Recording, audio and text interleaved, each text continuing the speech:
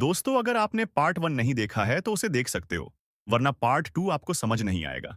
चलिए शुरू करते हैं। जिया असल में तो आम इंसान ही थी ना, बस उसकी नजरों में एक रोबोट होने का नाटक कर रही थी। रात को होम जिया को बैटरी ठीक करने के बहाने लैब में ले आता है, जहां पर वो उसे कहता है कि तुम जानती भी हो, तुम हम सबको फंसाने वाली थी। अगर मीन क्यों सच्चाई जान जाता तो क्या होता। इस बात पर जिया को गुस्सा आता है। वो समझती है कि उसने अपना काम सही से नहीं किया, इसीलिए वो लैब से चली जाती है। इसके बाद होम और उसके टीम को यह बात पता चलती है कि AJ3 रोबोट को ठीक करने के लिए अफ्रीका में भेज दिया गया है, जहां पर उसे 2 हफ्ते और लग सकते हैं। उसी वक्त होम को मीन क्यू की भी कॉल आती है, जो कहता है कि मुझे तुम्हारा बनाया हुआ रोबोट बहुत पसंद आया, मैं इसी 1 महीने के लिए लेना चाहता हूं। उनको कुछ समझ नहीं आता कि अब वो क्या करेगा, इसीलिए वो जिया को वापस बुलाता है और कहता है कि कुछ दिन और तुम्हें रोबोट बनकर रहना होगा। इसके बदले में वो उसे ज्यादा पैसे देने के लालच भी देता है और बोलता है कि हर रात में चार्ज करने के बहाने हम लैब में ले आएंगे। ये सब बातें सुनकर जिया फिर से रोबोट बनने के लिए तैयार थी। एक दिन जी आप बाथरूम में जाती है, बाथरूम को महंगे परफ्यूम से साफ कर रही थी। तभी उत्तरमिंट क्यों आ जाता है और उसे इस तरह देखकर कहता है कि रोबोट तो पानी के पास नहीं जा सकते, तो तुम ये सब कैसे कर रही हो। जी रोबोट की तरह उसे जवाब देती है कि मैं एडवांस रोबोट हूँ जो हर काम कर सकती हूँ। तभी मीन क्यों मुड़ने लगता है। तो वो जिया के मुंह पर आते पसीने को नोटिस करता है। ये देखने वो दोबारा पीछे मुड़ता है तो तभी उसका पांव साबुन के ऊपर आ गया था, जिससे वो फिसल जाता है और उसकी कमर में चोट लग गई थी। इस तरह एक दिन जिया सफाई करते हुए मिंकियों के ताश के पत्तों का बना हुआ घर खराब कर देती है, जिसको बनाने में उसे 10 साल लगे थे। ये देखकर मिंकियों को गुस्सा आ जाता है। तभी जिया कहती है मेरी बैटरी 5% रह गई है और खुद ही बंद होने का नाटक करती है। मिंक्यू होम को अपने घर पर बुलाकर पूछता है कि आखिर तुम्हारे रोबोट में क्या मसला है, उसकी गलतियों की वजह से मेरे नुकसान हो रही है। होम कहता है मुझे थोड़ा टाइम दे, मैं इसे ठीक कर दूंगा। एक दिन मिंट क्योंकि एक खास मेहमान ने घर पर आना था, तो इसीलिए वो जिया को बाहर निकलने से मना करता है। दरअसल ये उसका खास मेहमान एक लड़की थी जिसे मीन क्यों बहुत पसंद करता था। अब वो लड़की जब उसके घर आती है और मिंटियों से मिलते हुए उसके कंधे पर हाथ लगाती है, उसको एलर्जी होने लगी थी।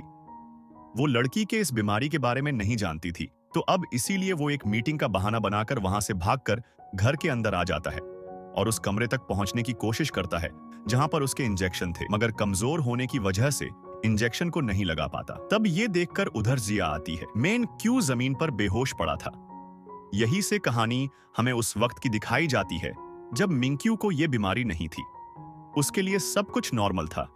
मैं क्यों नहीं जब ताश के पत्तों का पहना घर बनाया तो बहुत खुश हुआ। एक दिन मिंकियों की बर्थडे पार्टी थी, बहुत से लोग जमा होती है, सभी बहुत खुश थे। जब पार्टी से मिंट क्यों अपने मॉम डैड के साथ घर जा रहा था तो उसका गुब्बारा उसके डैड की आंखों के सामने आ गया, जिससे उन्हें सामने से आने वाला ट्रक नजर नहीं आया और उनकी गाड़ी का एक्सीडेंट हो गया, जिसमें वे क्योंकि मॉम डैड मारे गए, उनके पर बहुत सी लोग जमा थी।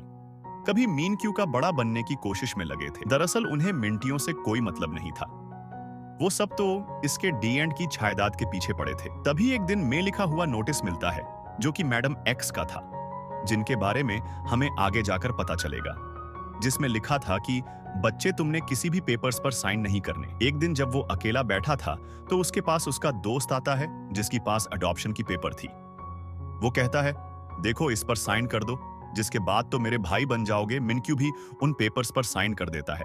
कभी वो देखता है उसके दोस्त का हाल एक शैतानी हाथ में बदल गया, जिससे डर कर वो वहां से भाग जाता है। अब उसका दोस्त अपने डैड के पास वापस आकर जब उन्हें वो पेपर्स देता है तो मीन क्यों नहीं आखिरी सफ़े पर अपने साइन की बजाय कुछ और लिखा था। उधर मिंटू अपने घर में आकर अकेला रहने लगा। उसके दिमाग में ये बात बैठ गई, ये लोग बहुत गंदे हैं, वो उसकी जायदाद के पीछे पड़े हैं। इसीलिए जब से उसे इंसानों से एलर्जी होने लगे, ये बात उसके खास डॉक्टर के अलावा कोई भी नहीं जानता था। किसी के साथ कहानी दोबारा प्रेजेंट मौजूदा दौर में आती है, जहां पर मिनकियों को अब होश आ गया था। वो अपने पास जिया को पाता है, उसे बताता है कि मैंने सपना देखा, सभी लोग मेरे दुश्मन हैं। वो ये देखकर हैरान था कि वो बिल्कुल ठीक हो गया है। अब वो जिया के साथ और ज्यादा वक्त गुजारने लगा। एक दिन वो सी लड़की से मिलने जाता है जिसे वो पसंद करता था। अब वो लड़की उसे फिर से हाथ मिलाकर जाती है तो तभी उसे एलर्जी हो गई थी। वो अपना इंजेक्शन निकालकर लगाने की कोशिश करता है, मगर फिर सोचता है कि आखिर वो कब तक ऐसी जिंदगी गुजारता रहेगा। इसीलिए वो अपनी इंजेक्शन को पानी में फेंकने जाता है। तभी जिया उसके पास आती है और ये क्या, उसके एलर्जी खत्म हो गई थी। बिना किसी इंजेक्शन को लगाए बगैर उसके घड़ी का टेम्परेचर भी नॉर्मल नीले रंग पर आ जाता है। जब ये वापस घर जा रहे होते हैं तो मिंट क्यू एक आदमी से टकराकर गिर गया था, मगर इसे तब भी कुछ नहीं होता। ये सब बात तो उसे अपने ऊपर यकीन ही नहीं आता कि वो ठीक हो गया है। इसीलिए अब वो ये देखने के लिए कि वो ठीक है या नहीं, वो जिया को लेकर लोगों की भीड़ में जाने का फैसला करता है, जो उसने कभी भी अपनी जिंदगी में नहीं किया था। जब दोबारा से वो एक बच्चे से टकराता है तब भी उसे कुछ नहीं होता। एक बार फिर जब उसे एक आदमी हाथ लगाता है, इस बार भी उसे कुछ नहीं हुआ था। वो अपनी डॉक्टर को कॉल करता है और कहता है बिल्कुल ठीक हो गया हूं दबे। एक आदमी जब इसे टकरा जाता है, यहां पर जिया भी उसके साथ नहीं थी।